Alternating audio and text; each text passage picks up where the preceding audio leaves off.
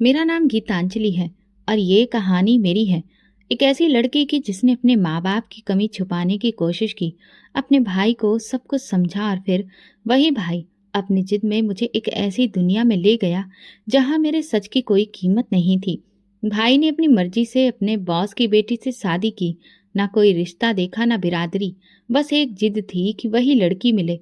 शादी के बाद भाई ने मुझे बताया कि अब हम उसके ससुराल के बंगले में रहेंगे।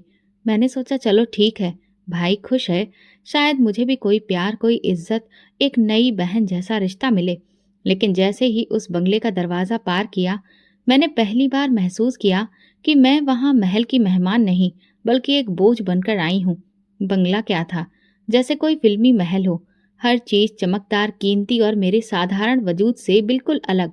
दीवारों पर अजीब सी खामोशी थी और फर्नीचर इतना कीमती कि उस पर बैठते हुए भी शर्मा जाओ। सोनिया कुछ और ही थी, उसके कपड़े, उसकी बातें और उसका लहजा, सब कुछ मेरे लिए नया और अजनबी था। पहले दिन ही अजीब सा गुजरा। मुझे लगा शायद थोड़ा वक्त लगेगा, फिर सोनिया मुझे अपना लेगी। लेकिन जैसे ही रात हुई, भाई और सोनिया मुझे बिना बताए कहीं बाहर चले गए। मैंने पूछा भी कहाँ जा रहे हो भैया, तो सोनिया ने हंसते हुए कहा, कुछ वक्त अपने लिए भी रखना चाहिए, हर वक्त परिवार की जिम्मेदारियों में नहीं उलझना चाहिए। भैया ने कुछ नहीं कहा, बस मेरा कंधा थपथपाया और चले गए। मैं पूरे बंगले में अकेली रह गई। वही बंगला जो बाहर से किसी सपने जैसा लगता था, अब मुझे भूत बंगला महसूस होने लगा। मुझे अपने पुराने घर की याद आई, छोटा सा लेकिन रोशनी और अपनेपन से भरा। अगली सुबह जब वे दोनों वापस आए, मेरी आंखें तब भी जागी हुई थीं। मैंने भैया से कहा, मुझे यहाँ डर लगता है, क्या हम अपने पुराने घर वापस चलें?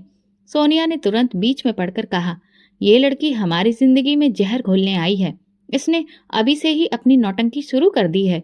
भैया ने मेरी तरफ देखा और मैं उनकी आंखों में वो प्यार न देख सकी जो पहले होता था। उन्होंने कहा, गीतांजलि, नए माहौल को थोड़ा वक्त दो, तुम्हें आदत हो जाएगी। घर के कामकाज शुरू करो, तुम्हारा दिल लगने लगेगा। मैं चुप हो गई। किसी ने मेरे जज्बात नहीं समझे। सोनिया हर वक्त अपनी चीजों के बारे में बात करती थी, ब्रांड, पार्टी, महंगी घड़ियां, गाड़ियां। मेरे सादे से कपड़े, मेरी खामोशी, सब कुछ उसके लिए बर्दाश्त करना मुश्किल था।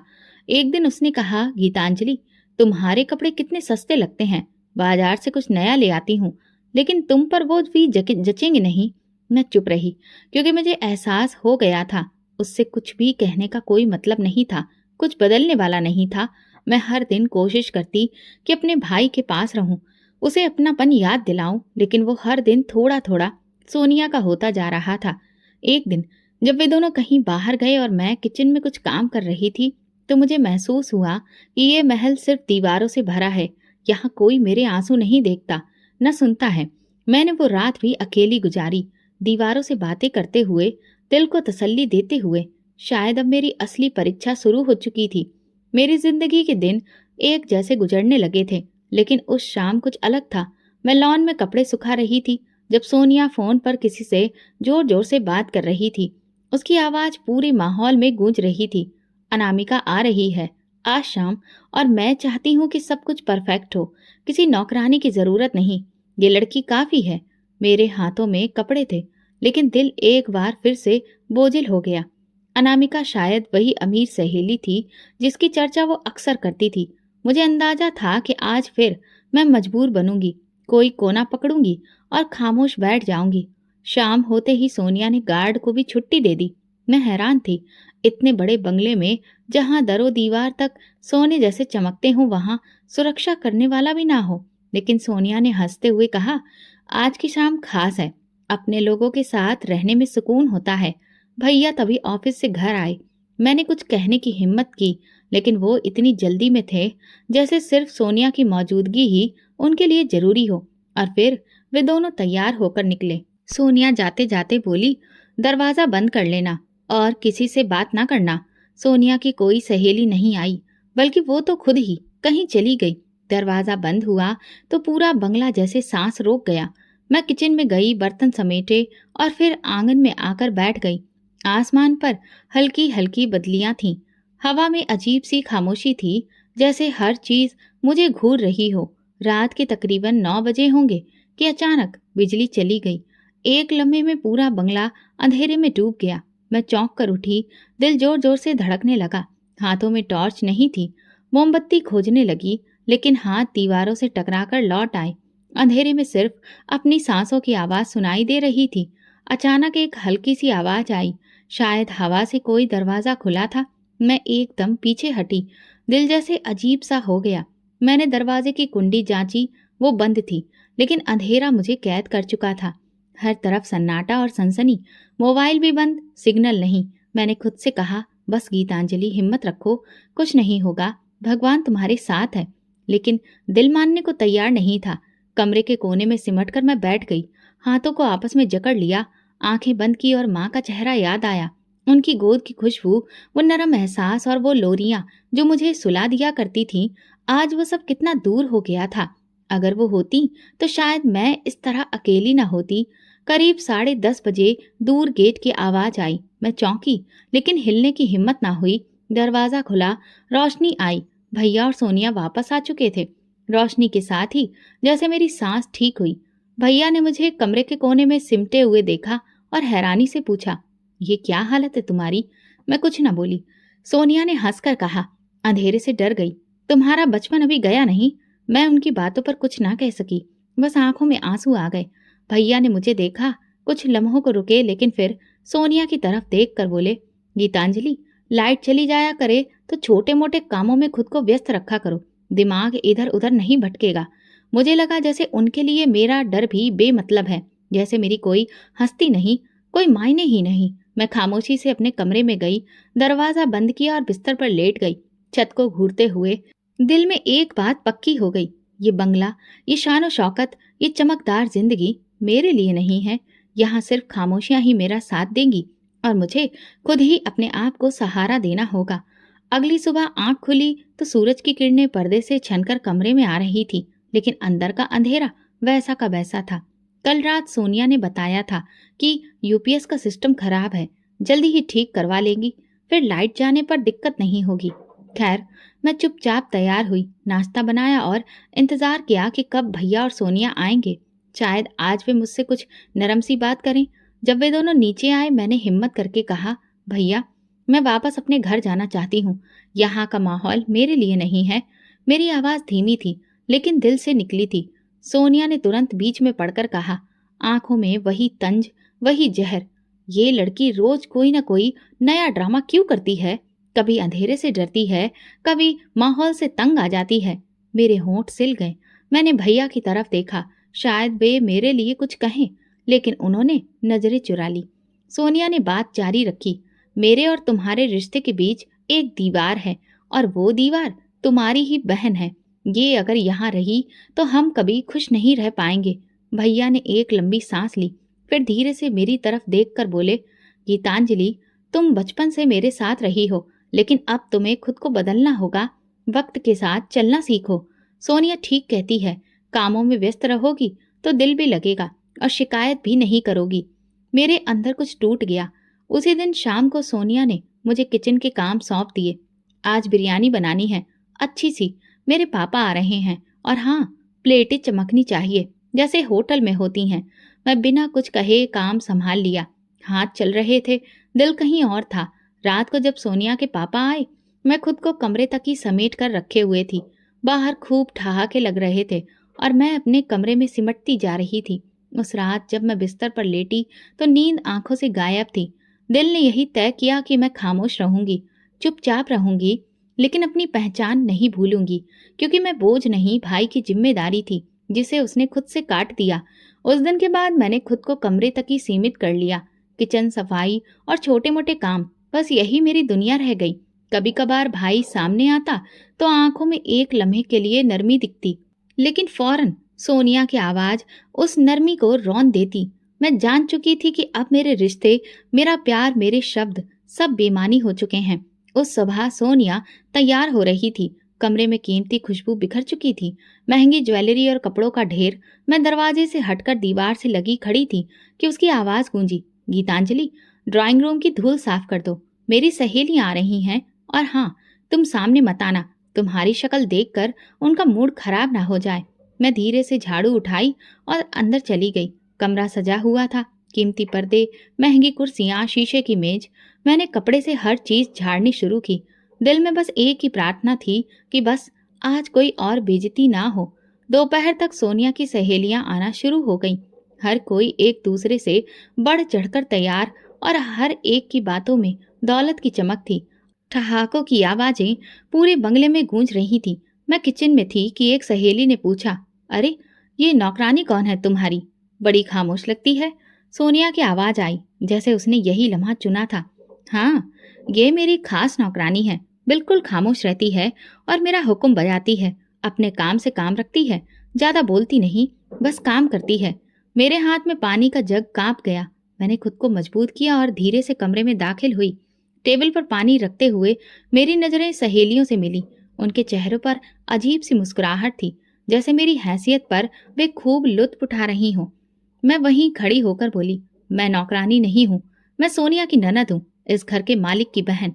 कुछ लम्हों के लिए खामोशी छा गई, लेकिन फिर वही हुआ जिसका मुझे अंदेशा था। एक सहेली ने हंसते हुए कहा, क्या तुम इस महल में ननद हो? तुम्हारे कपड़े तो कहीं से भी ऐसे नहीं लगते और ना ही इस महल की चमक से मेल खाते हैं। दूसरी बोली, सोनिया, तुमने वाकई एक गरीब आदमी से शादी कर ली। तुम्हारी इतनी अच्छी परवरिश, इतना ऊंचा स्टेटस, और ये।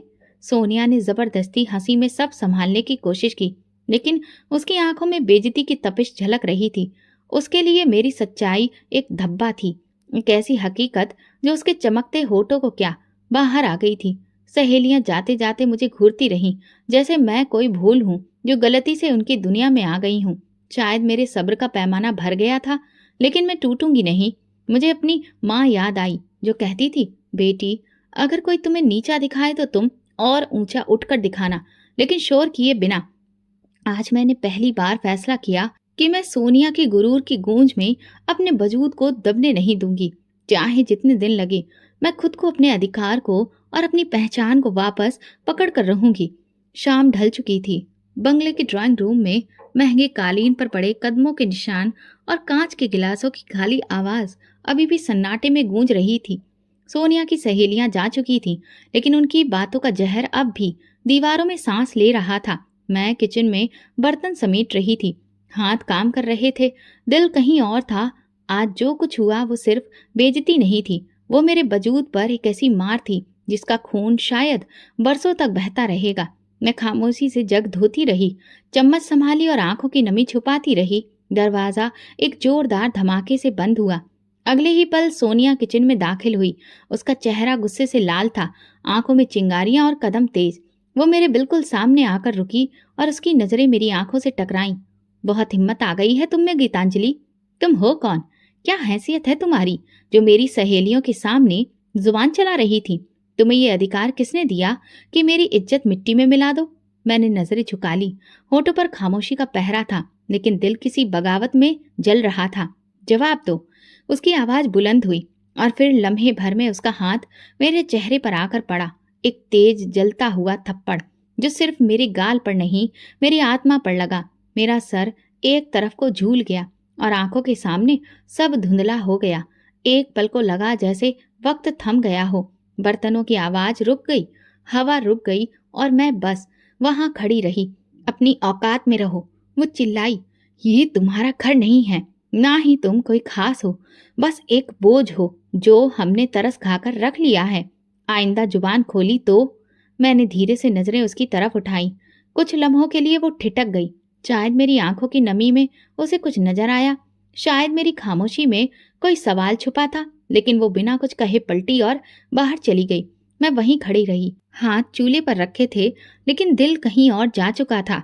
आंखों से आंसू निकले बिना बहने लगे। ये वो आंसू थे जो आवाज नहीं करते, बस अंदर ही अंदर सब कुछ बाहर ले जाते हैं। मेरे कदमों ने खुद को खींचकर कमरे में पहुंचाया। दरवाजा बंद किया और मैं कालीन पर बैठ गई। खुद को समेट लिया, जैसे अपने अंदर छुप जाना चाहती थी। मैं नहीं जानती थी कि एक ननद को इतनी बेइज्जती सहनी पड़ेगी, कि उसे नौकरानी बनाकर पेश किया जाएगा और सच बोलने पर थप्पड़ मारा जाएगा। मुझे अपनी माँ की बातें याद आने लगी। बेटी, इज्जत कभी मांगने से नहीं मिलती, वो कमानी पड़ती है। लेकिन ये दुनिया कैसी थी जहाँ सच बोलने पर बेइज्जती होती थी और झूठ बोलने वालों को ऊंचे पायदान पर बिठाया जाता था। रात को भैया कमरे में आए। उनकी आंखों में कुछ झिझक थी। उन्होंने मेरे चेहरे की तरफ नहीं देखा, बस आकर बैठ गया। गीतांजलि, वो सोनिया थोड़ी गुस्से वाली है, लेकिन दिल की बुरी नहीं है। तुम कुछ बर्दाश्त कर लिया करो।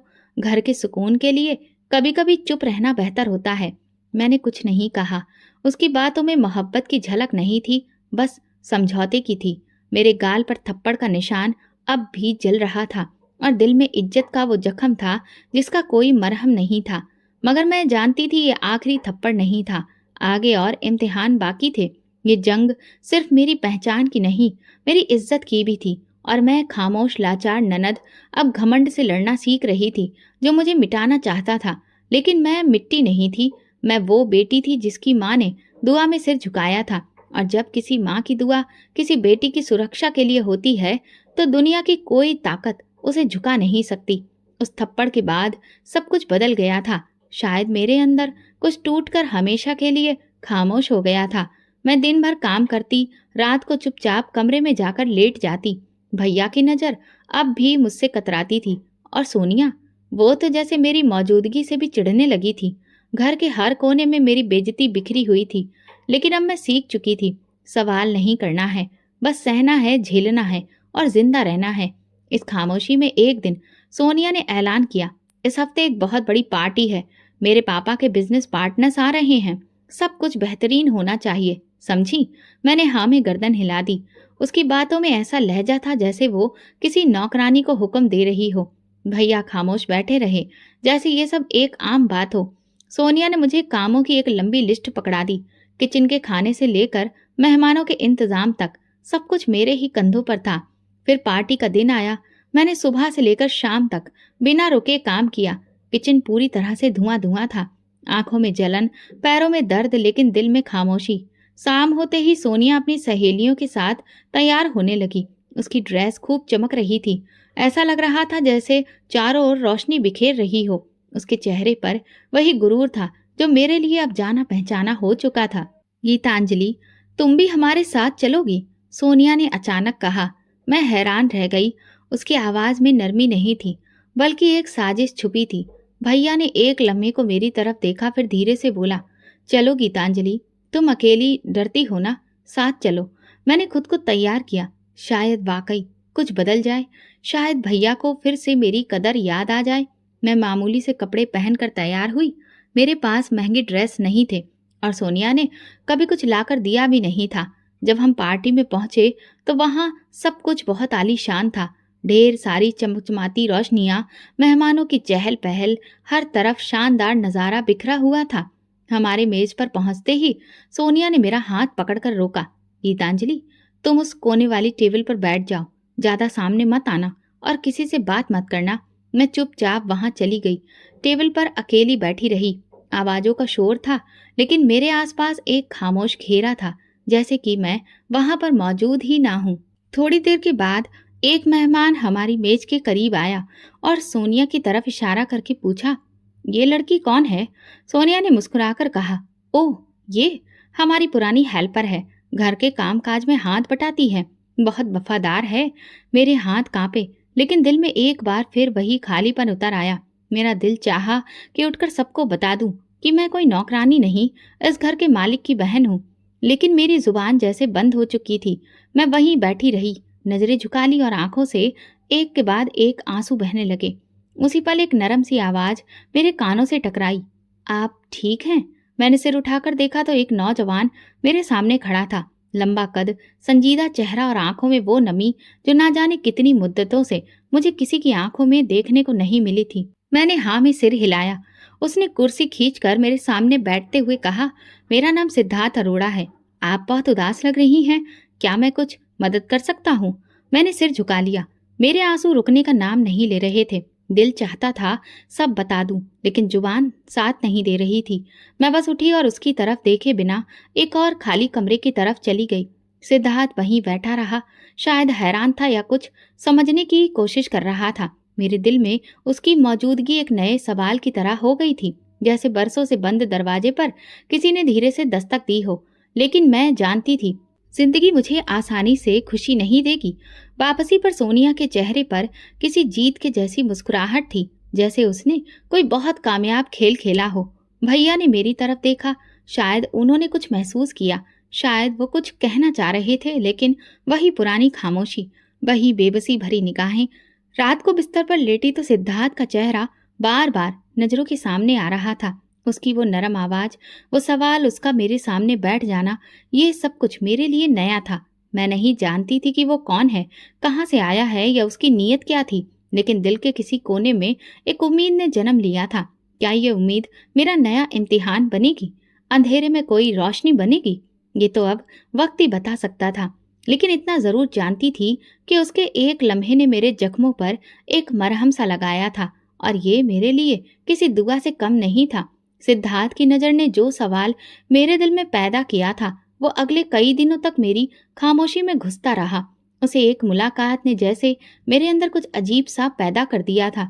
2 दिन बाद सोनिया किसी से कॉल पर बात कर रही थी। उसकी आवाज तेज थी और उसके शब्द मुझे कांच की तरह चुभ रहे थे। जी सिद्धार्थ, वो गीतांजलि? अरे वो तो दरअसल शादीशुदा है, उसका पति दूसरे शहर में रहता है। बस उनके बीच में कुछ मैटर है, इसीलिए वो यहाँ पर है। मैं किचन में काम करते हुए जैसे पत्थर की हो गई। मेरे हाथों में बर्तन थे, लेकिन दिल में जैसे कोई तेज दर्द उठा। सोनिया ने झूठ बोला था, बिना पलक झपकाए, बिना किसी सोच समझ के। मेरी सच्चाई, मेरे अंदर के अनमोल एहसास को उसने पल भर में मिट्टी में मिला दिया था। मेरे अंदर कुछ चीखा, लेकिन जुबान पर खामोशी ने ताला लगा रखा था। मैं जानती थी, अगर मैं सिद्धार्थ के सामने कुछ बोलने गई तो सोनिया उसे भी मेरे खिलाफ कर देगी, क्योंकि वो तो शब्दों के खेल में बहुत माहिर है और मैं सिर्फ सच्चाई की कैदी। उसी दिन मैंने भैया से बात करने की ठानी। वो ड्राइंग रूम में बैठे थे, चेहरे पर वही थकान, जैसे जिंदगी के असली रंग उनकी नजरों से गायब हो चुके हों।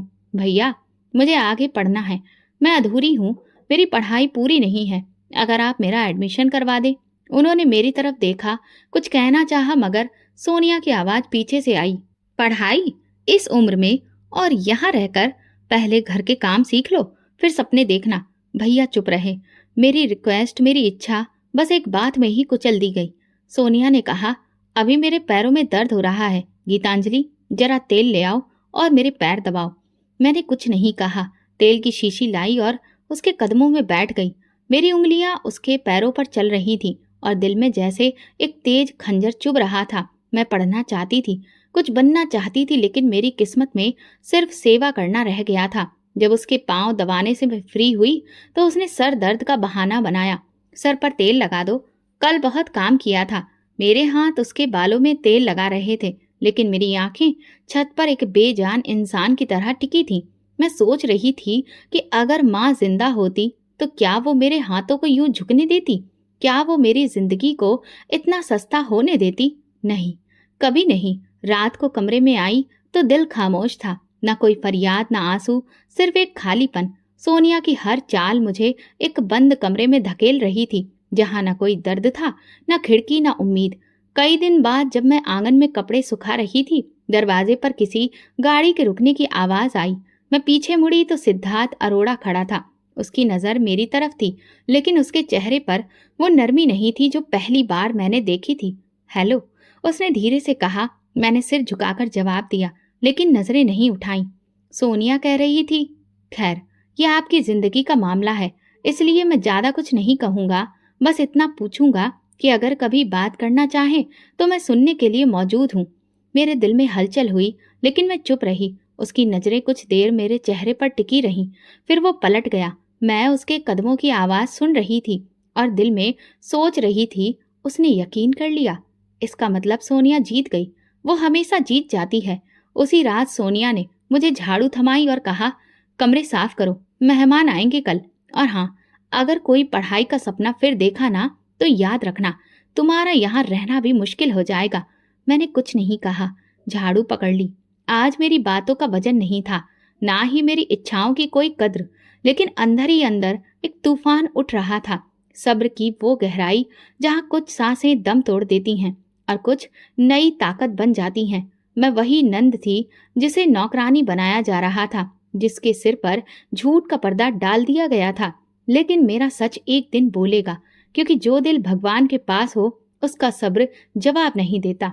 शाम के उस सुनहरे बंगले की दीवार पर अंधेरा गहराता जा रहा था और मेरी दुनिया की कालिख कुछ और बढ़ गई थी। सिद्धार्थ की खामोश नजरों का बोझ अभी तक मेरे दिल पर मौजूद था। उसने कुछ नहीं कहा, लेकिन उसकी खामोशी में भी एक फैसला छुपा था। वो सोनिया की बात मान चुका था। मेरे सच को एक बार फिर झूठ की चादर में लपेट दिया गया और मैं एक बार फिर से हार गई थी।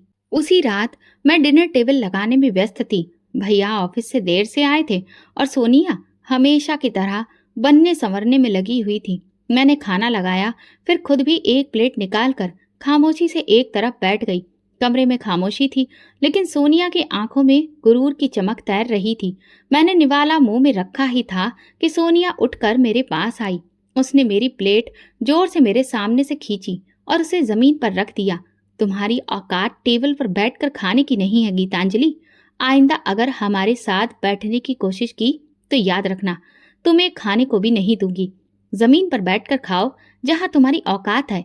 मेरे हाथ कांप कर रह गए और दिल में एक टीस उठी। मैं पत्थर सी आंखों से उसे देख रही थी। भैया ने कुछ कहने की कोशिश की, लेकिन सोनिया की एक तेज नजर ने उनके होंठ सिल दिए। मैंने जमीन पर रखी प्लेट की तरफ देखा। खाना अभी गर्म था, लेकिन मेरी आंखों में बर्फ उतर चुकी थी। मैं धीरे से उठी, प्लेट को वापस उठाया और उसी जमीन पर बैठकर खाने लगी। मेरी आंखों से आंसू नहीं बहे, लेकिन दिल में कुछ चुभ गया। सोनिया ने गहरी नजर डालकर तंजिया लहजे में कहा, देखा, अब ये सीख रही है अपनी हैसियत में रहना। मैंने निवाला मुंह में डाला और पहली बार मेरी जुबान से एक बात निकली जो कि नरमी में लिपटी थी, लेकिन उसमें बिजली की तेजी थी। भगवान से डरो सोनिया, ये दुनिया हमेशा की नहीं।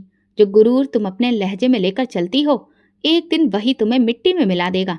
तुम्हें तुम्हारी दौलत का बड़ा घमंड है ना, लेकिन जिस भगवान ने तुम्हें यहाँ तक पहुँचाया है वो एक पल में सब कुछ वापस ले सकता है।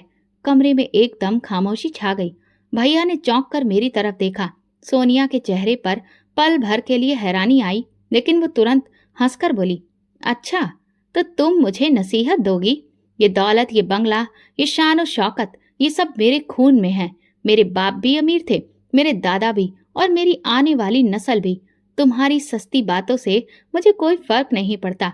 तुम बस अपनी जुबान बंद रखो और काम करती रहो। मैं खामोशी से जमीन पर बैठी प्लेट खत्म करती रही।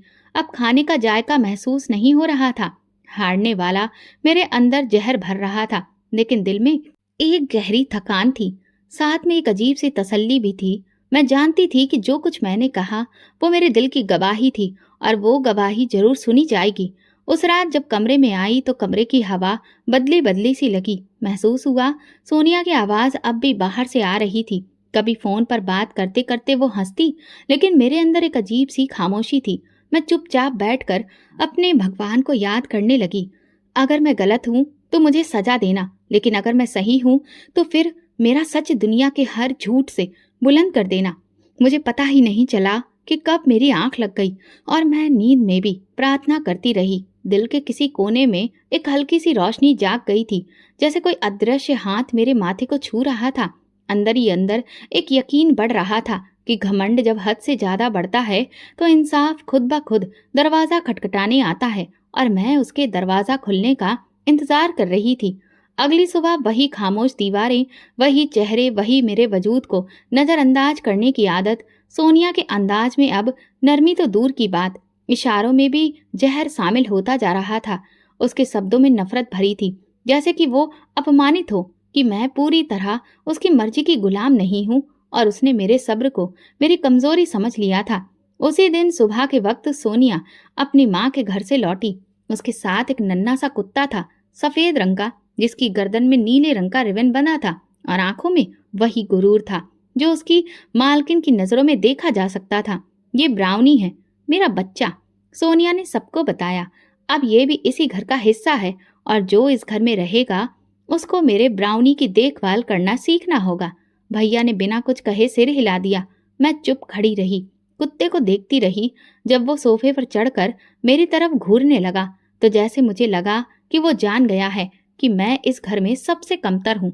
शाम को जब सब खाने के मेज पर बैठे, मैं हमेशा की तरह अलग कोने में जमीन पर बैठी अपनी थाली में निवाला बना रही थी कि सोनिया की नजरें बार बार मुझ पर थी। उसके चेहरे पर एक अजीब सी चमक थी, जैसे वो कुछ सोच रही हो। अचानक उसने सीटी बजाई और ब्राउनी को आवाज दी, आओ बेटा, जरा हमारी गीतांजलि की मोहब्बत भी चख लो। मैंने चौंक कर उसे देखा। ब्राउनी मेरे पास आया। उसने मेरी प्लेट की तरफ मुंह बढ़ाया। मैं पीछे हटाना चाहती थी, लेकिन सोनिया ने हाथ के इशारे से उसे बढ़ने दिया। कुत्ता प्लेट के करीब आया और एक झटके में उसने मेरे निवाले को खाना शुरू कर दिया। मेरी आंखों के सामने अंधेरा छा गया। मैं एक पल को खुद को संभालने की कोशिश करने लगी, लेकिन दिल जैसे किसी ने निचोड़ दिया हो। वो प्लेट जिसमें मेरी इज्जत थी, जहां मेरे भगवान की दी हुई रोटी थी, उसे इस कुत्ते के झपट जाने से गंदा कर दिया गया था और मैं बस तमाशा बनकर रह गई थी। सोनिया ने ठहाका लगाया, मेरे ब्राउनी का झूठा खा लो, शायद तुम्हारे अंदर थोड़ा कायदा आ जाए। देखो ना, ये भी मेरे टुकड़ों पर पलता है और मेरे कदमों में बैठकर अपनी दुम हिला पाता है। तुम भी इसकी तरह एहसान मानना सीखो। मेरे हाथ कांपने लगे। मैंने प्लेट एक तरफ सरकाई और धीरे से कहा, ये तुमने अच्छा नहीं किया। क्या बोली? उसकी आवाज बुलंद हो गई। अब तुझे मेरे कुत्ते से भी तकलीफ है? तू इस घर में रहती हो, खाती हो और जुबान चलाती हो। मैंने आंखें बंद की। दिल में एक भारी तूफान लिए खामोश थी। मैं चाहती थी कि सब कुछ ठीक हो जाए, सब कुछ बता दूं, भैया को, सिद्धार्थ को और इस दुनिया को। लेकिन मैं जानती थी कि मेरे शब्द अभी सुने नहीं जाएंगे। मुझे अभी सब्र करना था, क्योंकि कुछ इम्तिहान अभी पूरे नहीं हुए थे। मैं उठी और प्लेट वहीं छोड़ दी। कमरे से निकलते वक्त मेरी आंखों में आंसू नहीं थे, लेकिन आत्मा पर बोझ भर चुका था। मैं भगवान को याद करके रोने लगी। मेरे अंदर का शोर बढ़ रहा था, लेकिन मैंने उसे शांत करने की कोशिश की। मैं जानती थी कि मेरी लाचारी अब चरम सीमा पर पहुंच चुकी थी, जहां इससे ज्यादा बेइज्जती और क्या हो सकती थी कि मेरी थाली में कुत्ता खाए और मैं कुछ ना कह सकूं। ना तो आंखें नम हुई, ना कोई शब्द मेरे दिल को तसल्ली देने आया।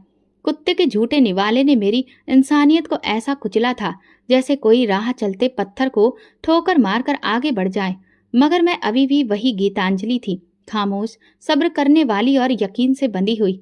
अगली सुबह रोजाना के मुकाबले और भी ज्यादा मैं खामोश थी। मैं नाश्ते की तैयारी कर चुकी थी। सोनिया अपने कमरे से निकली तो उसके हाथ में महंगे ब्रांड के जूते थे और उसके चेहरे पर वही सुकून, वही शक्ति जो मेरी दुनिया हिलाने के लिए तैयार थी।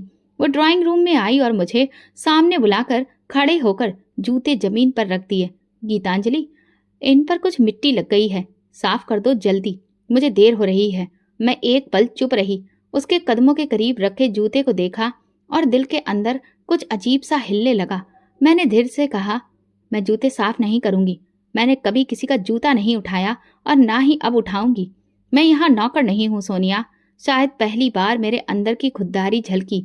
सोनिया के चेहरे पर पल भर के लिए हैरानी थी, लेकिन वो फौरन दब गई। उसके नाजुक हाथों में गुस्सा था। उसने एक कदम आगे बढ़ाया। क्या कहा?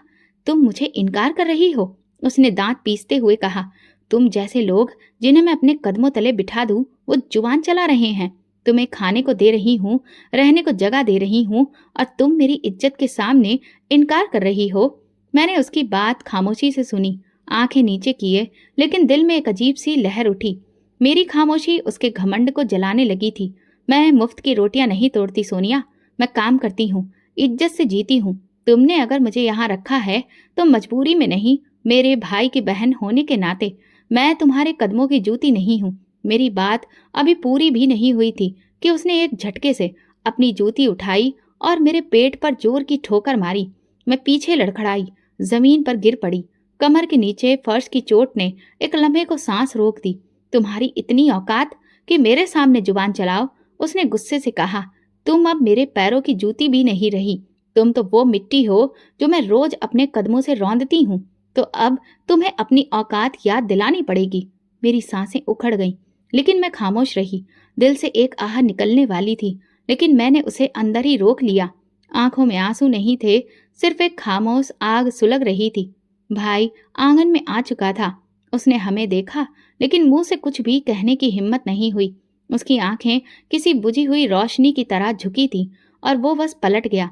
उसे देखकर एक बार फिर मुझे यकीन हो गया कि मेरे साथ कोई नहीं खड़ा है सिवाय मेरे भगवान के। मैं धीरे से उठी, फर्श से खुद को सहारा दिया और सीधे जाकर कमरे में बंद हो गई। पीछे सोनिया की आवाज आ रही थी। इस ठोकर से याद रखो इस दिन को गीतांजलि। अब अगर कभी आंख दिखाई तो बाहर निकाल दूंगी। दरवाजा बंद करके मैं कमरे के अंधेरे में बैठ गई। न कोई शिकवा न कोई फरियाद, पूरे शरीर में दर्द था और दिल में बस एक ही सवाल, आखिर भगवान कब मेरे लिए अदालत का दरवाजा खुलेगा, कब ये जुल्म रुकेंगे। अब मैं हर पल इंसाफ के लम्हे गिन रही थी। हर सांस, हर जख्म, हर आंसू मेरा इंतजार कर रहा था, क्योंकि मेरा यकीन अब पक्का हो चुका था कि जो जमीन पर गिराया जाए उसे आसमान से उठाने वाला मौजूद होता है। मैं अच्छे से जानती थी कि जूते और ठोकरें इंसान को नहीं, वक्त को बदलती हैं, और अब वक्त बदलने वाला था। अगली सुबह मौसम काफी ठंडा था। आसमान पर हल्के हल्के बादल छाए थे। सोनिया के अंदाज में जैसे कोई नया तूफान छू गया था। उसकी आंखों में कुछ और ही तमाशा करने की चमक थी। मैं सब महसूस कर रही थी, लेकिन फिर भी चुपचाप अपने काम में लगी रही। यही मेरी आदत बन चुकी थी, खामोशी से मेहनत करना। अचानक मुझे लगा जैसे किसी ने मेरे गले में कोई फंदा डाल दिया हो। जैसे ही मैं पलटी, देखा तो सोनिया मेरे पीछे खड़ी थी और उसके हाथ में चमड़े का एक पट्टा था, वही जो वो अक्सर ब्राउनी अपने पालतू कुत्ते के लिए लाती थी। वो मेरे गले में पट्टा डालने की कोशिश कर रही थी। नहीं, वहां पर भैया नहीं थे, न कोई और जो ये तमाशा देखकर कुछ कह सके। दीवारें बस इस जुल्म की गवाह बनी बैठी थी। बोलो गीतांजलि, आज मेरी बात काट कर दिखाओ, वरना ये पट्टा तेरे गले से कभी नहीं निकलेगा। उसकी आवाज अब दहाड़ में बदल चुकी थी। मेरी आंखों से आंसू बहने लगे।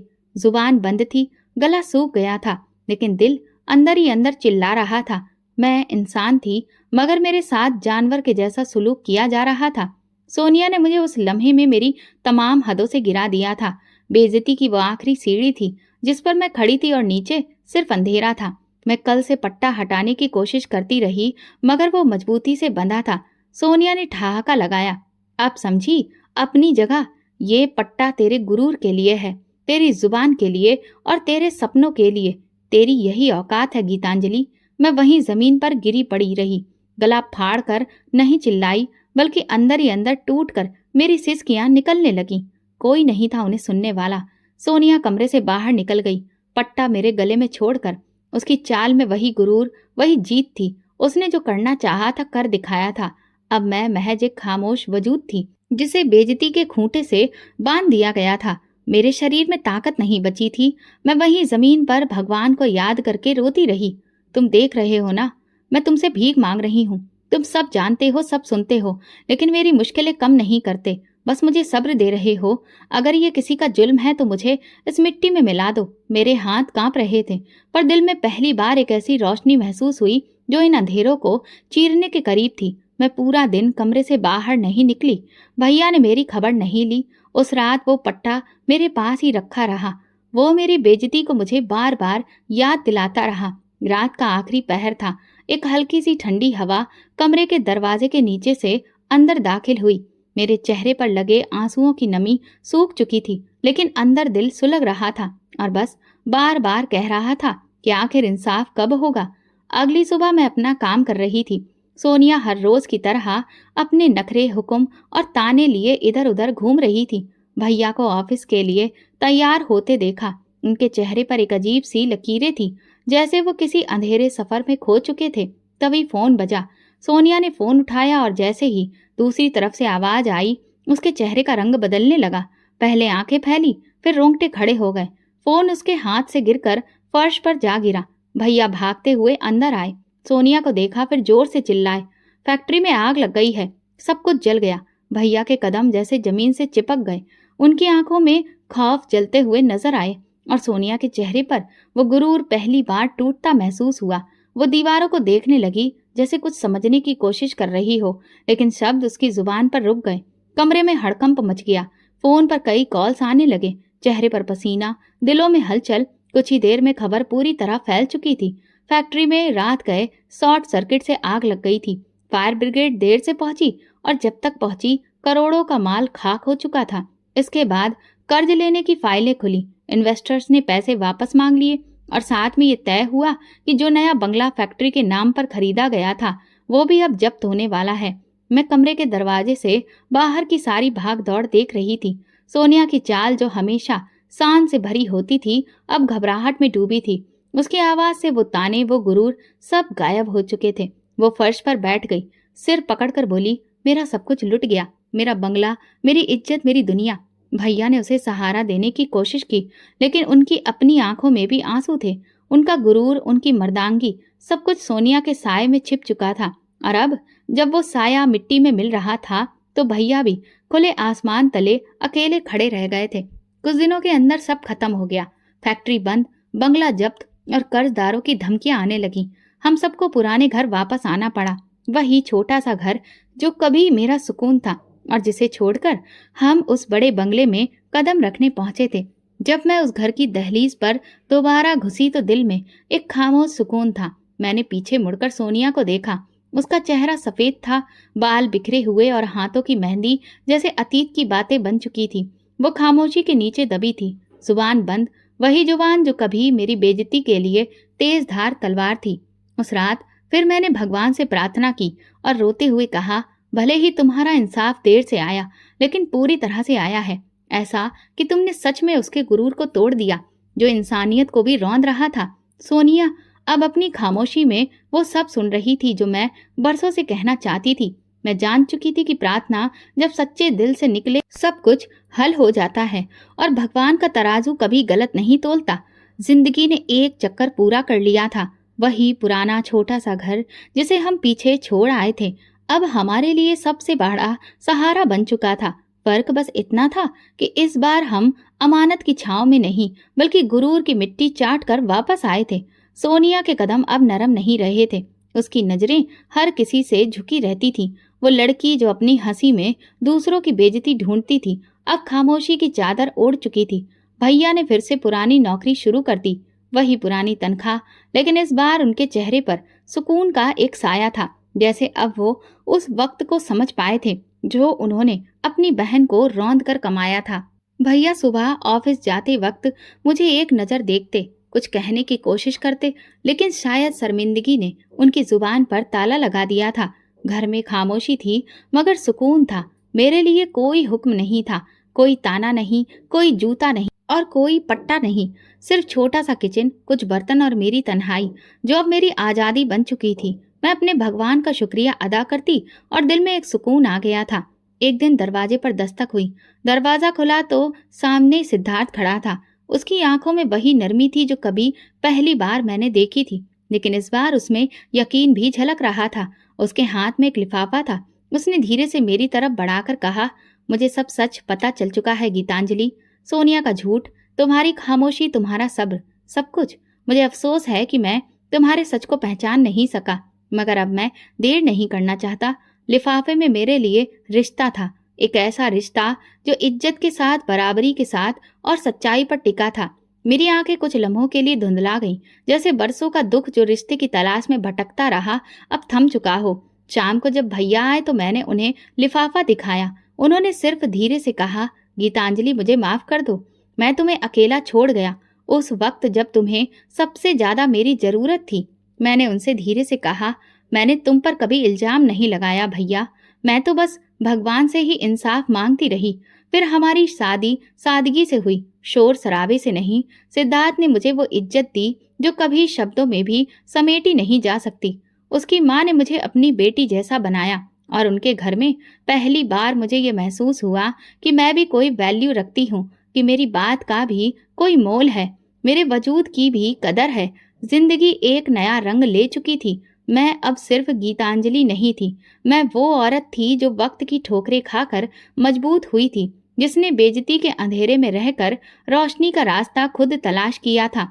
एक रोज मैं अपनी नई जिंदगी के आंगन में बैठी प्रार्थना कर रही थी कि दरवाजे पर किसी की आहट हुई। बाहर निकली तो सोनिया खड़ी थी। उसके कपड़े बिल्कुल सादे सिंपल थे, आंखें बुझी हुई और हाथ कांप रहे थे। गीतांजलि, उसकी आवाज टूटी हुई थी, मैं बस ये देखने आई थी कि तुम खुश हो। मैंने उसकी तरफ देखा, चुपचाप। दिल में कुछ टूटा नहीं, कुछ जला नहीं, बस एक ठंडी सांस आई। मैंने धीरे से कहा, हाँ बहुत खुश हूँ, क्योंकि मेरे भगवान ने देर की लेकिन अंधेर नहीं किया। जब कोई अपने भगवान के सामने सर झुकाता है तो दुनिया वालों का गुरूर खुद ही झुक जाता है। सोनिया की आंखों से आंसू बहने लगे। वो पलटकर चली गई और मैं दरवाजे पर खड़ी उसकी धीमी चाल को देखती रही। ये कहानी खत्म नहीं हुई थी। मैं अब एक निशान बन चुकी थी, उन औरतों के लिए जो जुल्म सहकर भी जुबान बंद रखती हैं, उन लोगों के लिए जो सच को दबाने की कोशिश करते हैं, उन दुआओं के लिए जो बंद कमरों में मांगी जाती हैं, और इंसाफ के लिए जो एक आवाज बनकर आसमानों से उतरती है। मैं गीतांजलि हूँ और ये मेरी सच्ची कहानी है। दोस्तों, अगर आपको हमारी कहानी पसंद आई हो तो प्लीज़ कमेंट करके ज़रूर बताइए और इस वीडियो को ज़्यादा से ज़्यादा लाइक और शेयर ज़रूर करिए। अगर आप चैनल पर नए हैं तो सब्सक्राइब करें और नोटिफिकेशन बेल दबाएं ताकि अगली अपडेट सबसे पहले आपको मिले। धन्यवाद।